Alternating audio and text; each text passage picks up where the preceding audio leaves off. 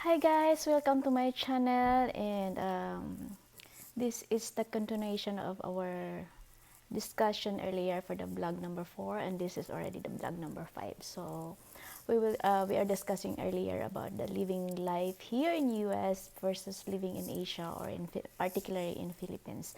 And by the way, before we will continue, and Sarah and I went out earlier, and I didn't do any vlog for that because she's not feeling well. So get well soon, Sarah. Hope you have a good health later or tomorrow. And she gave me this. Charan! It's Pandora.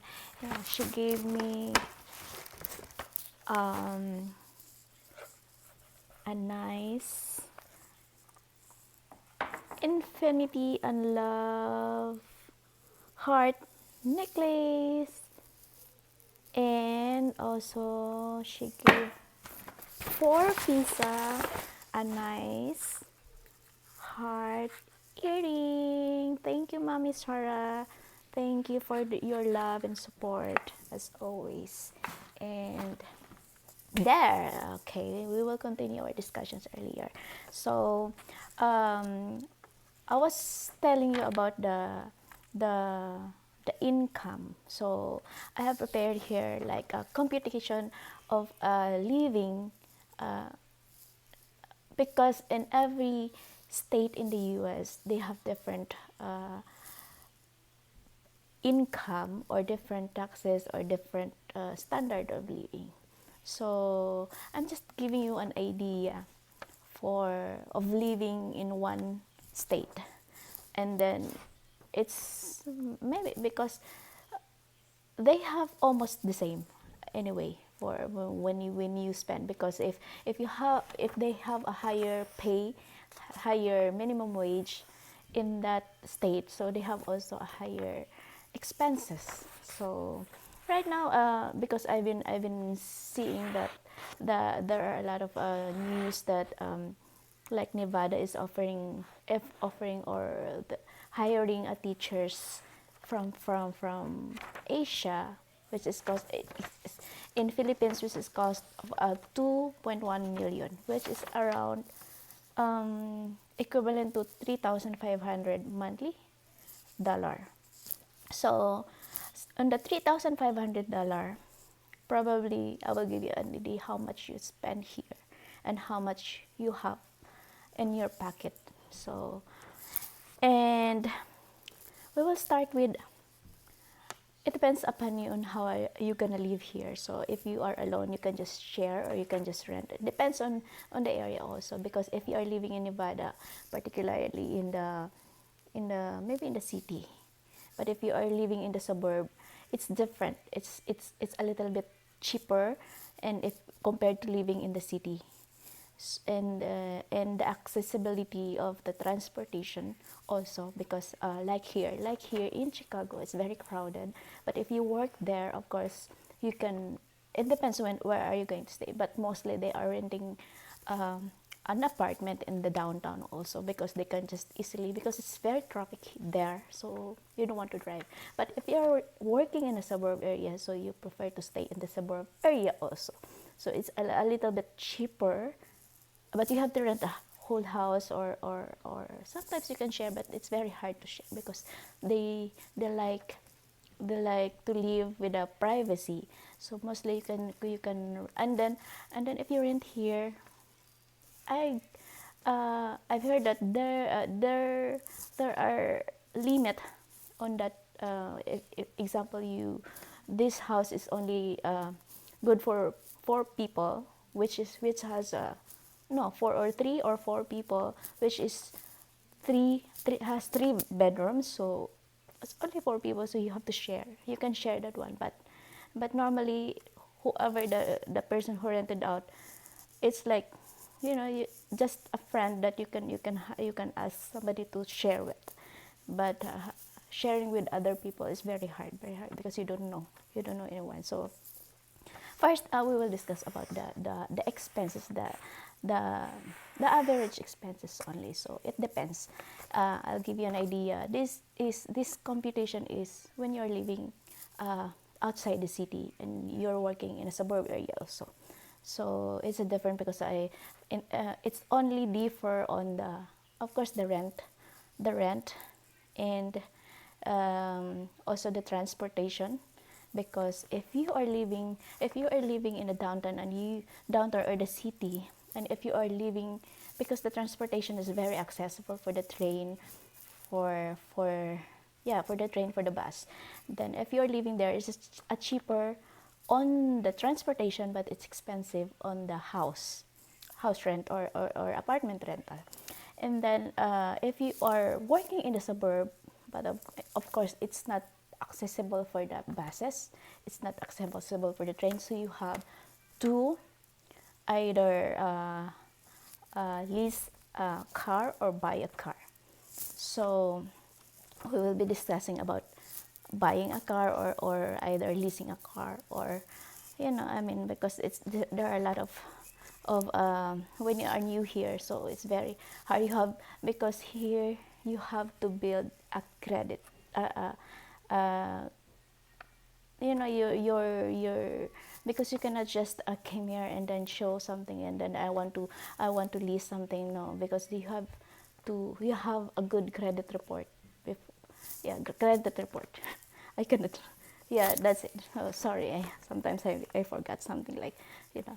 And then, so first we will be discussing the house rent or apartment rental. So the average in our area, or in a suburb area, is, it depends upon you. So if you are renting a 2 bedroom, in, that's the usual or the normal, 2 bedrooms, uh, if you are renting that one, so it ranges from 1,200 to 1,400. But let's say you are sharing the apartment. It's just like average, you can do 500, but it's not really good. So we will just do the a little bit higher, which is 800. So let's say your house rent is 800.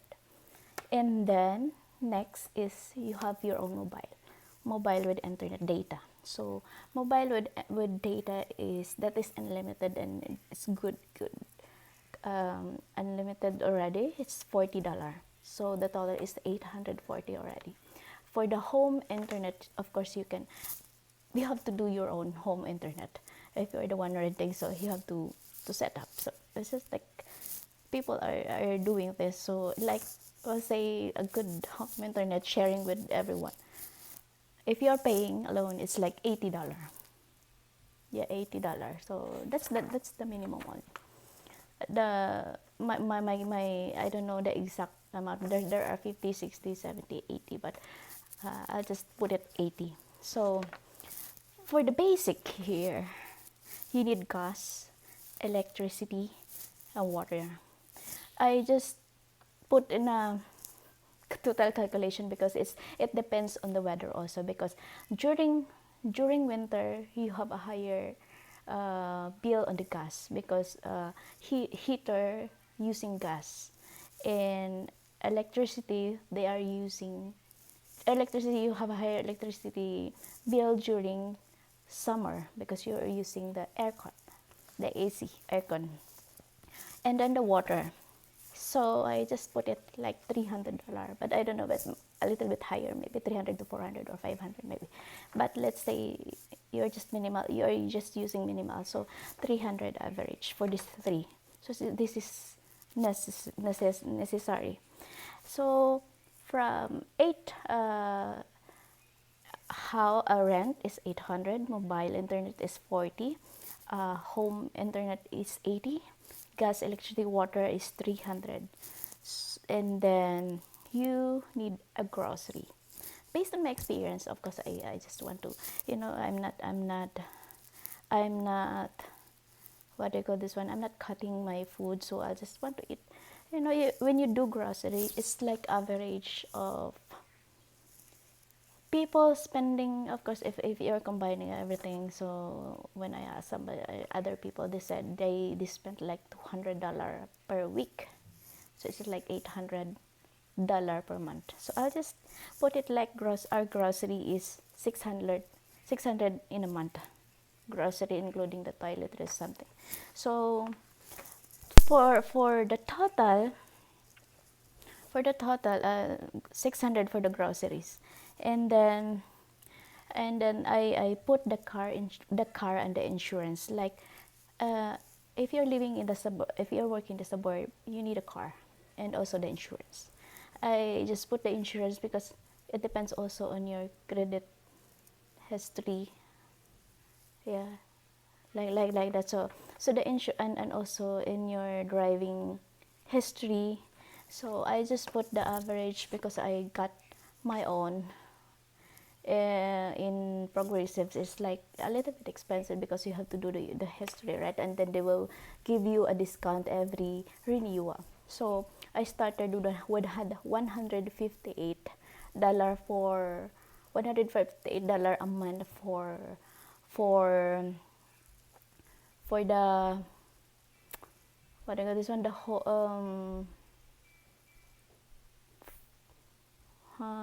coverage, the whole coverage. That's it. I just put the insurance. I forgot. Oh my god. So insurance is 150, car is 300. So the total is car is 300. Like you can just 300, but you can lower that one like 250 or 300 something. So car and insurance is like already 450. So I just estimated all in all for that basic is like 2,670.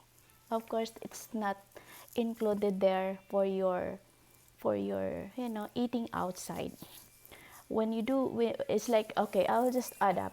Like, if you want to eat in the restaurant, like you have a budget of, let's say, twice a week. Let's say you do that, and then I just give you a $50 a week. So $50 you in a month you spent $200. So 2,670 plus 200, 6, 7, 8, 2,870. So that's like to 200. You want to buy something like, I for the women they wanted to buy something like or extra clothing for that, and so let's say 3,000 for the expenses, and that's not included when for the insurance, the health insurance.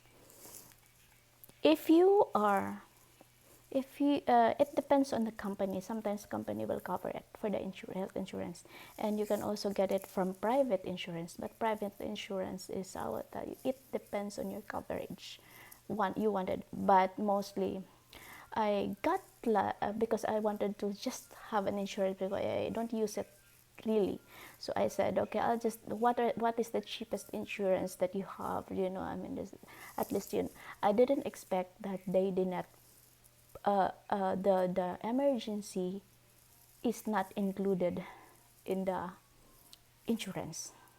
When I have the emergency last time, when I couldn't, it's hard for me to breathe. To tell you, the insurance declined to pay for it, so I had to pay personally, and I paid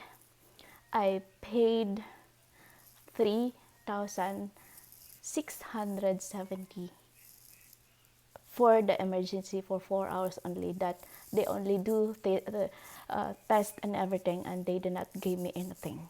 And then I just got from the emergency after that for 4 hours. So I there's a bill of 3,670. That's unexpected for your expenses. So let's say, okay, that's not included in our computation. 3,000 for the 3,500, the one they are offering for the teachers in the teachers, which is 2,000 2,100,000 something.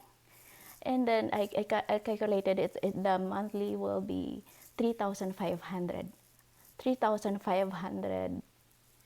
monthly. The 3,500 monthly is not that is gross. You did not include your taxes, so you have to pay taxes for that after in a year. So that is very it's a high taxes already for that computation. I don't know how much, but you will pay taxes for that end of the year.